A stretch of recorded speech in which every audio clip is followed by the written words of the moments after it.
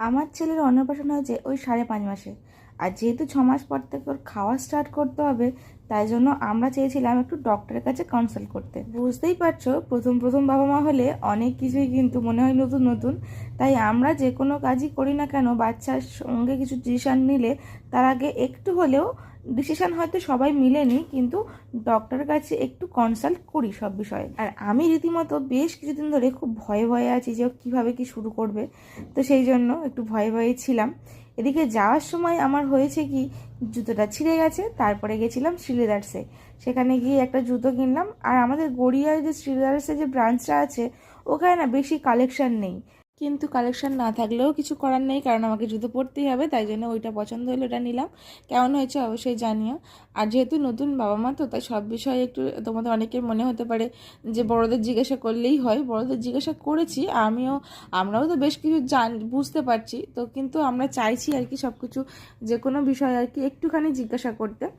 আর ওর ওয়েটটাও কেমন আছে সেটাও একটু জেনে নিলাম, জানতে পারলাম। মানে সব কিছু মিলিয়ে মিশিয়ে বেশ সুবিধাই হলো। আর এই ড্রেসটা কিনেছিলাম ওর অন্নপ্রাশনের সময়। অন্নপ্রাশনের দিনে তো পরানো হয়নি গরমের জন্য, আর এই প্রথমবারই ও পরলো। দেখো কি কিউট লাগছে না ওকে। আর যখন আমরা ডাক্তারখানায় যাই তখন বাবু না মেট্রোতে ঘুমিয়ে পড়েছিল, আর যখন আসি তখন ও জেগে উঠেছিল। আর ওই বৈকালবেলা গেছিলাম 5টার সময়, আর 7:30 নাগাদ চলেই এসেছিলাম। আর মেট্রোতে ও যখন প্রথমবার এই মেট্রোতে উঠেছে, যাওয়ার সময় তো ঘুমিয়ে পড়েছিল, কিন্তু আসার সময় জেগেছিল আর চারিদিক দেখছিল মেট্রোটা। মানে ও প্রচণ্ড এক্সাইটেড ছিল, তো ওই জন্য আমি এই সবটা ক্যাপচার করছিলাম। আর এ আরও অ্যাক্টিভিটিস করছিল, যেটা আমি তোমাদেরকে ইউটিউব চ্যানেলে আমি বড় ব্লগ করেছি, সেখানে দেওয়া আছে, তো সেখানে অনেকে চাইলে দেখতে পারো। আর তারপরে বাড়িতে এসে অনেকক্ষণ টাইম ছিল বলে আমরা তিনজনে ভাবলাম একটুখানি বাড়ি থেকে ঘুরে আসি। আর বাবু হওয়ার আগে তো আমরা প্রায়ই ঘুরতে যেতাম, এখন তো আর যাওয়া হয় না। বাবু হওয়ার পরেও যাওয়া হয় না। তো এই এখনও অন্নপ্রাশনটা হয়ে গেছে, আর অন্নপ্রাশনের আগে তুই অন্নপ্রাশনের কেনাকাটা করতে, এটা ওটা করতেই, আর ওকে নিয়ে বেশিরভাগ বেরোনো বলতে ভ্যাকসিনেশন আর ডাক্তারখানা।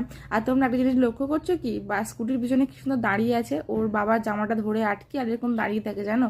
ও কিন্তু এখনও মানে আমি যখন এই ভিডিওটা করেছি তখন জাস্ট অন্নপ্রাশনটা কেটে গেছে, মানে 5.5 মাসই তখন বয়স, কিন্তু এর মধ্যে ও দাঁড়িয়ে দাঁড়িয়ে মানে স্কুটির মাঝখানে, মানে দুজনের মাঝখানে দাঁড়িয়ে থাকে যখন কোথাও যায়। দাঁড় করিয়ে দিলে আর কি দাঁড়াতে পারে আর কি, অনেকক্ষণ দাঁড়িয়ে দাঁড়িয়ে যায়। তো সব পুরোটাই দাঁড়িয়ে যেতে পারবে না অনেকক্ষণ গেলে, কিন্তু অনেকক্ষণ দাঁড়িয়ে যায়। আর ওর বাবার জামাটা পুরো আঁকড়ে ধরে, ও জানে যে বাবার জামাটা ধরলেই আমি সবচেয়ে সেফ থাকবো। তো মার কোল আর বাবার এই জামা দুটো তো বাচ্চার জন্য সবচেয়ে সেফেস্ট প্লেস, তো ওই জন্য ওটা ভালো করে আঁকড়ে ধরতে এখনই শিখে গেছে। আর এরপরে তার বেশিক্ষণ আমি ওর ভিডিওটা করিনি, কারণ ঘুমিয়ে পড়েছিল তাই জন্য। আর ঘুমিয়ে পড়লে আমি বেশি ভিডিও করি না।